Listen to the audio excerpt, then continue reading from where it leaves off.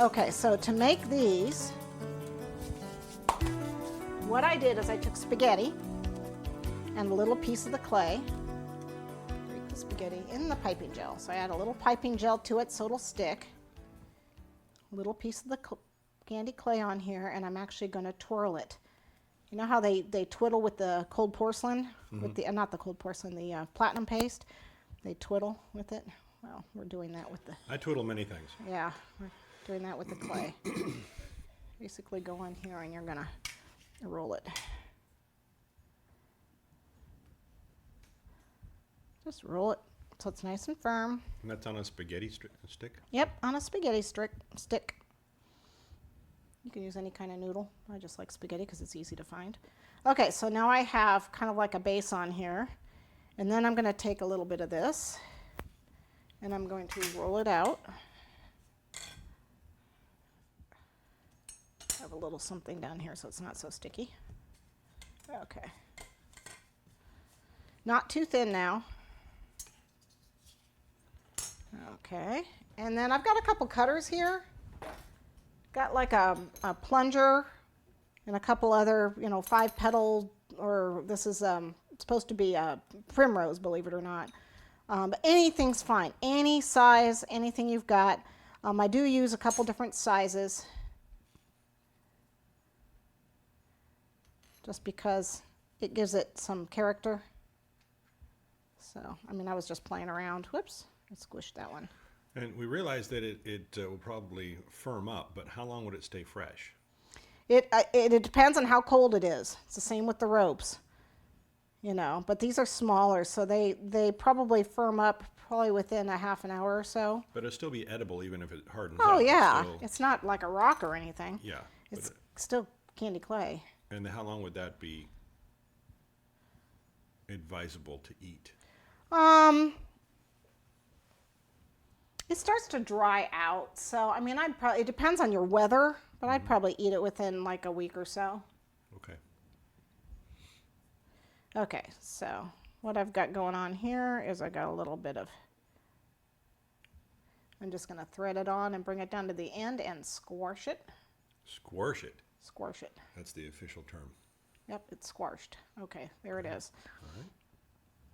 And it doesn't matter what order you do. I do the smallest one at the tip, but the others, it doesn't matter when you do them. Whoops, that one crumbled.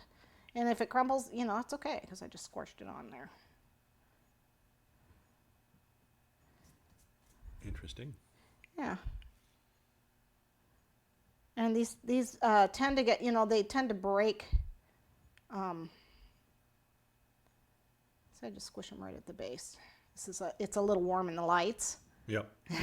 So when it squishes, you just basically... I just squish it on. If Squish it it breaks, together. I just squish it on. You won't have the problem with it doing that because you won't have hot lights on you.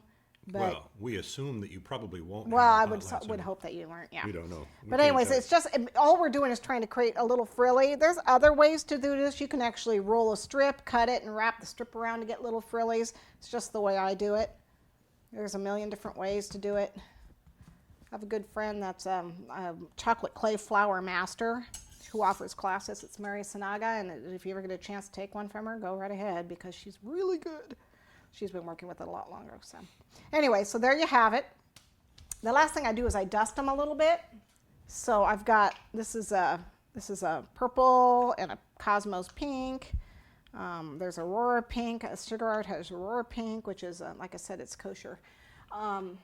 And you're just going to take a brush, and it takes the color really well. And I don't know if you'll be able to see the color on here because I tend to not add a lot. He's going to zoom in and get a nice tight shot. Well, good luck while I'm twirling around. It's okay. We can see the pink.